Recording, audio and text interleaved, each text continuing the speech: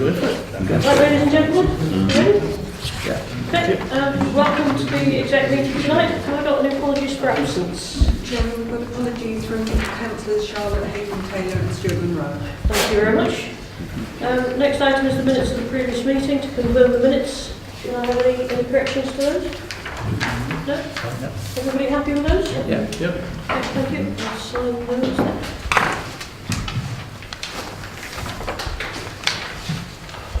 Okay, so declarations of interest. Anthony?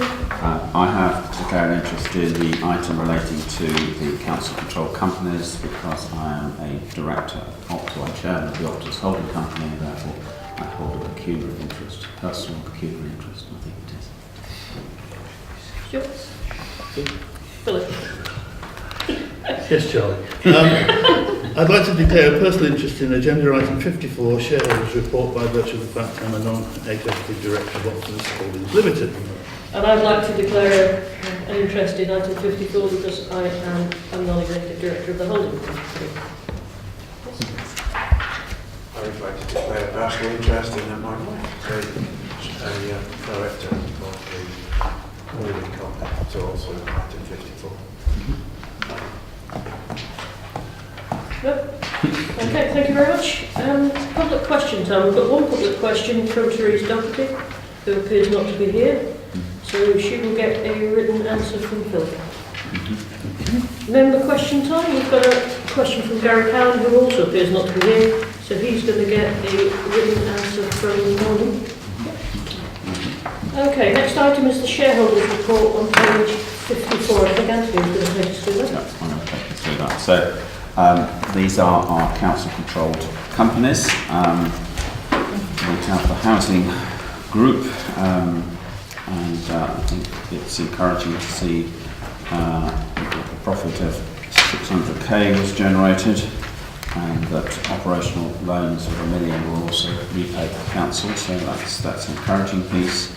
And plans obviously to deliver a significant number of 360 new homes in the current next few years, with between 50 and 75 a year. Again, helps out on our affordable housing side of things and gives us control of their tenancies, and also ensures that people can't buy them from underneath our nose, which is the other piece. Turning to Optus, obviously I have an interest in this, but again, we've contributed to over £1 million in cost savings on an annualised basis, and we've been going about 8 years, and that's equivalent to about £8 million. And as we know, with the turnover has increased because of the merger with Winter and Maidenhead, and again that will provide a good basis for growth. The thing on Optus, which I think I'm particularly pleased about, we had a dip after Meta left and when Martin Farrow came as chief executive, and a number of the inspections by CQC required improvement. Martin's put some new systems in place, which means that when CQC turn up and inspect, we've got more confidence of getting a good, better result, and all those that were required improvement previously are now good. So I wanted to pay tribute to him and his team for understanding the need to be good for not only them but also for us, and putting in processes to ensure that when the inspectors turn up that the relevant parts that were being inspected, were of the right standard, and it hadn't slipped in the meantime. I'm also pleased to report on Optus that following the audit, the profit went up. So just for everyone's understanding, the way that the Optus contracts are written, they're effective on a no profit basis. So we only make profit on work we do that doesn't relate to the council. I'll talk further about that in a minute. So everything that is done through the council, if there are cost savings, those cost savings are effectively given back to the council. The company doesn't actually keep them as profit. So the fact that we've been able to do the work required for less than the original budget, I think is commendable. and in addition, we've been able to increase the profit on the private work. And an example of the private work that we do is the supported employment contract with Reading College, which we've had for a number of years. This is mainly for children who have learning disabilities, and it is a course that enables them or helps them get employment, which I think we all agree is really important for people in that particular part of our care system. And I'm pleased to report that 9 out of 10 of the customers we had last year are now in employment, and I think that's something that's we should all be very proud of, in that our company is enabling these people to access the labour market. And we've had this, and the profit on our contract is what contributes to the profits of the company, because it's not a contract that's either through working, it's something the company's just bid for and won and continues to do so. And then the other piece, which I think you're all aware of, the operations director has now stepped up to be the joint gas of ourselves and Prince Maidenhead, and therefore will be employed by the council rather than the company. But she's done an exceptionally good job in the company, and I'm sure she will do a similar good job for both councils as well. And again, profits for the year estimated at 48,000. Year to date, 34. I would hope, therefore, that maybe year to date might be a little higher than 48, but I'm happy to take any questions and see if I can answer it. The only other thing I wanted to say on the properties side was the link with the pipeline. Obviously, we all know about pipelines and properties and the problems that we have with planning, building, development companies having rather large pipelines. Land banks, or something like we call them. So page around 30, you can see a number of units there where the sites that we've identified are being progressed through the planning system, which will enable us to do our bit to achieve the objectives that we set out earlier. But I'm happy to answer any questions if anyone has any. It's more of just an observation. I'm particularly pleased actually that the customer satisfaction in Optilis is 84%, which compares really favourably with similar organisations. We talk about numbers, profits, etc., but the best profit is actually in the outcomes of our of the people that we serve, and that's a fantastic number there. So thank you, Optilis. If I may comment on that, so we get this. Yeah, the fact that we've done that without compromising what I call profit, the real returns, which I think is even better. Yeah. Otherwise, there's a tendency to compromise the financials in order to do that, but I think we managed to do both, which is even better. I'd just like to make a comment on Optilis. I mean, I've been involved with them now for just over 6 months, and I have to say that having visited a number of the locations both in Windsor and Maidenhead's area and our area, the one thing I've found above all else is the level of motivation and enthusiasm of the staff and the direction of travel that they're going. And I think that also that's down to Martin and the key team. And I think these latest results are just an example of how that's working. So I do compliment them on that. I think Martin's been a great find, actually. The fact that he's run some of these companies previously in Surrey and Buckinghamshire, because he's made his mistakes somewhere else, and he's come to us, and he's also doing a lot of work promoting the company, and there was a report by one of the accountancy firms which he contributed to, and that's raising the profile of this as well, which I'm looking forward to that in the future, generating financial returns. No? Thank you. It's probably more of a question for you, Pauline, rather than Nancy, because it relates to the housing companies, but at the bottom of page 29, top of page 30, it's good to see that we're about to start work on construction at Tate Lane. I just wondered what is going to be constructed there, please? Yeah, that's quite unusual actually, in that it's HRA units, so it's council housing. So quite good to see some council housing being built on a new site. the moment the plans for 5 3-bedroom houses, 5 2-bedroom houses and 1 bungalow. And it's the first traditional council housing that we've built for a while, so it's really good news. 40 years. Yeah, yeah, exactly. So first of many, because there will be more coming with Dorset Riders. Any other questions? Okay, can we take the report? Can I see those in favour? Any against? No, there's against the board. Okay, that's the shareholders' report approved. 21st Century Council update. Page 37. I think that's for me to do. I think the main things to highlight here is the 21st Century Council programme continues. There's quite a lot of improvements to the website that you can see on there. I've certainly used some of them. We encourage residents to have a go at some of these things. The things like the ability to look at TPO trees and in the modern mapping software is very, very useful, and you can actually see some of the conditions on the trees and that sort of things as well.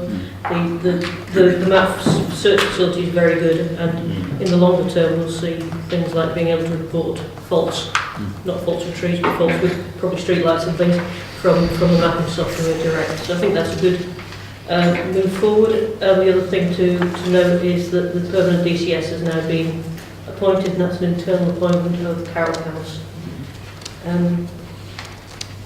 I think probably that's all to say about that report. Has anybody got any questions about that? No, I think we're moving on Monday, aren't we? Anthony, Sorry. You would expect me to say this, but I just want to say that I'm pleased that the £4 million worth of savings from this project will be delivered, albeit the timing may not be as timely originally envisaged, but the amounts will be delayed, and I think that's obviously an important strategic piece. and I think the key thing with that is it's about improving customer service, so you're getting a saving at the same time as people being able to self-serve. Yeah. They aren't constantly chasing failed demand, and actually you're squaring the circle, actually getting a better result for less tax from the residents, Yes. which is a win-win. And are we going to go back to customer satisfaction? Are we going to monitor customer satisfaction with this? Because I think that there will obviously be quite a few complaints because it's a change and it's different. And I think the monitoring, as you refer to customer satisfaction in this area, would be actually quite helpful for us to sort of gauge its success. And we've asked for that for very good. Not so much a question, but more a comment that some of you will be aware that, because it was well signposted, that the planning department's complete database and search system is down this week as part of the major upgrade that's taking place. I checked today, they're confident it will be up as scheduled on Monday of next week. Picking up your point, Anthony, there will be some changes in it, but most of the changes are, all the changes are significant improvements, but it may mean slight change in the user interface might throw people initially, but I think they'll discover in the long run the lack of availability for the last few days will be well worthwhile. Good, thank you. Okay, can I see votes in favour of that report then? Nobody against? Unanimous. Right, next one is the approval of the RE3 waste strategy. That's for Norman. Okay, thank you very much. This paper is accesses for approval of the RE3 waste strategy. There are two principal aims of the strategy. Firstly, to reduce the net cost of disposing of waste, and secondly, for us here in Woking to recycle 50% of our waste by the end of 2020. In terms of cost, diverting waste away from the most expensive disposal methods towards recycling can deliver savings around £100 per tonne. So there's quite a driver there to do that. So we therefore wish to maximise the use of the existing services, such as the black boxes, the green waste collection and the glass bank system. In addition to that, introducing new services. So, for example, the food waste service, which will be introduced from April next year, is expected to add around 7% to our recycling figure. And the target for the pot stubs and trays is somewhere between 1% and 2%. We're also aiming to increase the use of the glass banks. There's been quite a number of promotions in the last few months on that, and we're aiming to add 0.5 to 1% to our recycling from that.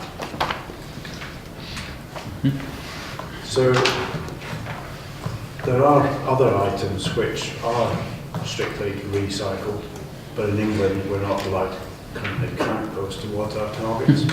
In other countries they are. So just to give you 2 examples, if we were to take the figure for the bottom ash that comes out of the incinerator, which is used and therefore recycled, that alone would add 9% to our recycling if it was counted.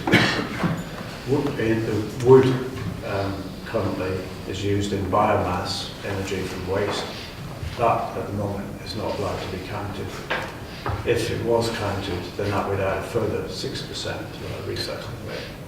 So, you know, there's 15% that is being recycled but doesn't come into our figures.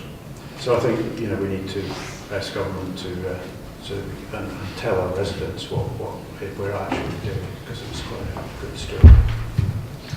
So earlier this year, for example, RE3 sold compost, which was made from recycled green waste. This proved to be very popular. They're sold out within a couple of weeks. So our plan is to do more of that next spring. So this will be waste that's come from our recycling centres, it's gone for composting, it'll come back as compost and be sold. So that is full cycle for recycling.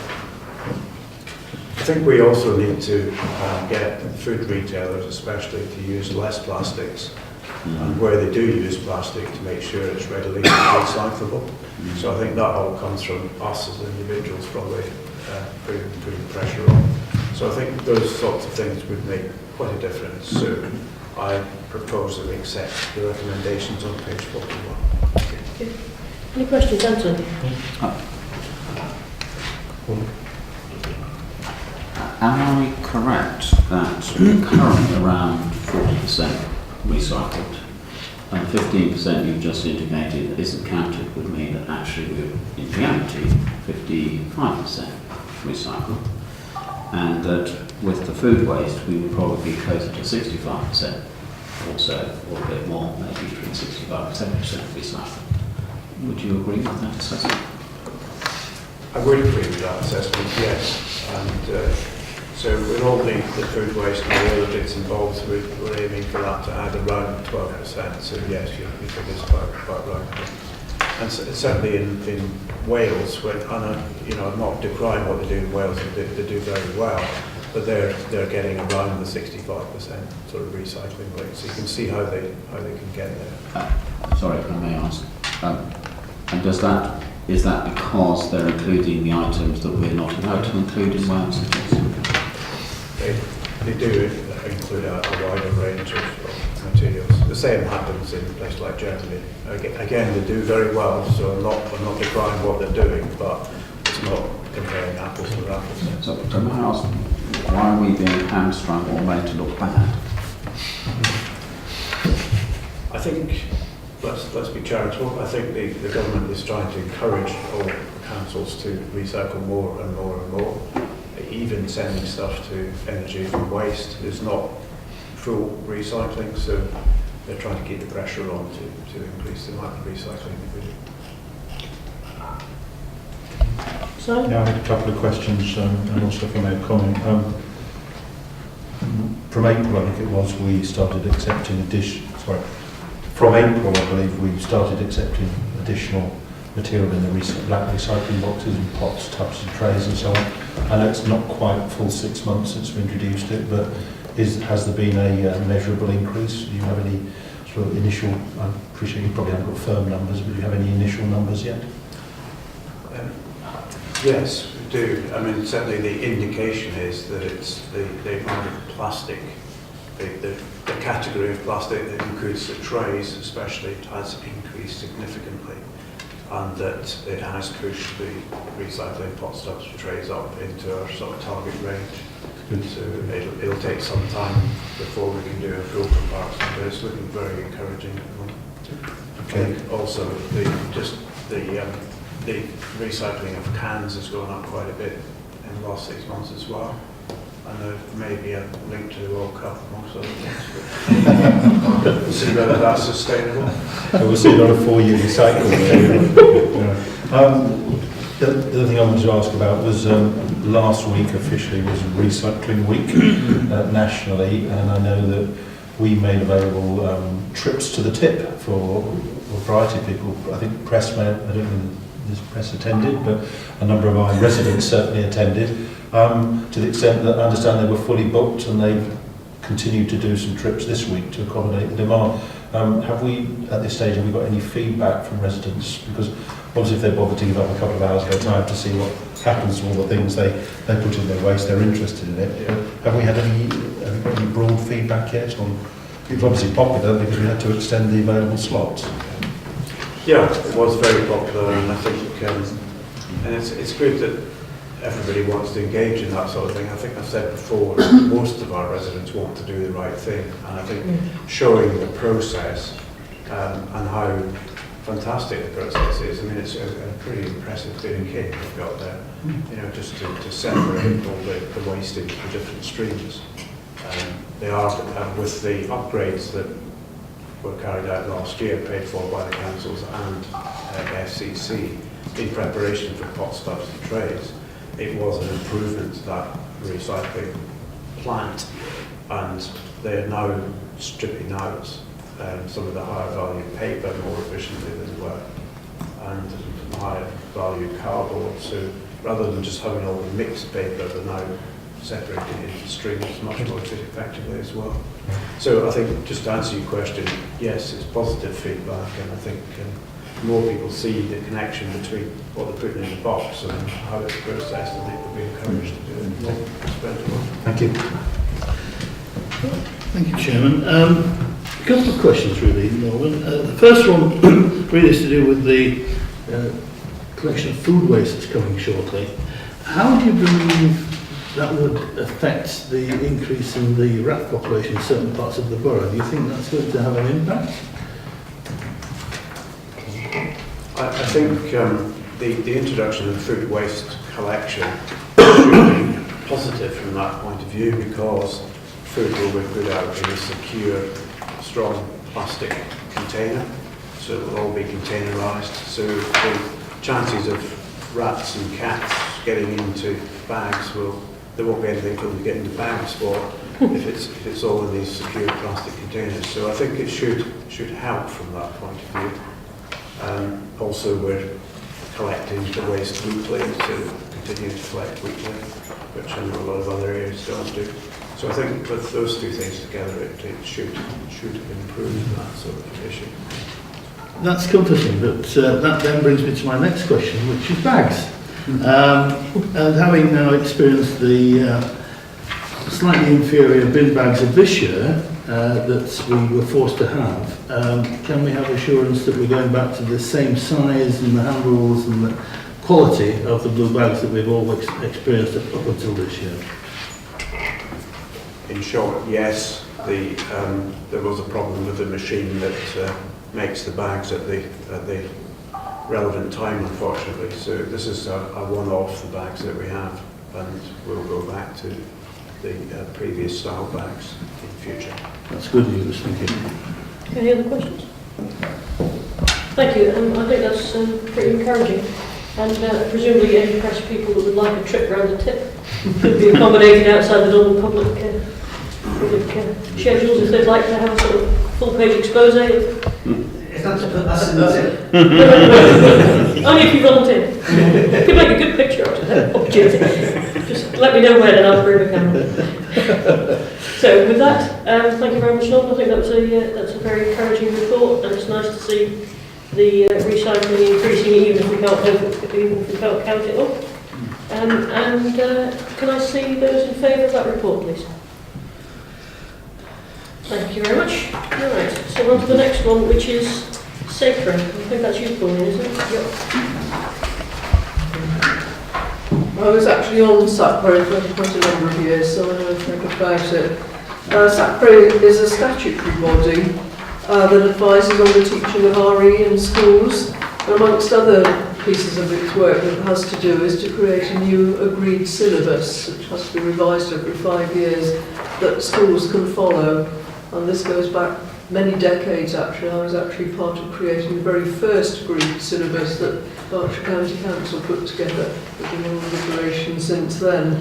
As well as the agreed syllabus, it puts forward lesson ideas, materials, and the whole bit of work, although it's not much known about, is quite important because it maintains the status of RE in schools, and it gives pointers and materials and ideas to non-RE specialists so that they can make interesting lessons. So I thought I'd give you a little bit of background about what it does. The changes that are proposed here are twofold. First of all, in section A, Christian denominations. And these days, Christians are less bothered about denominations and just see each other as Christians. And the old style was a little bit specific to denominations, the Roman Catholic one and the free churches.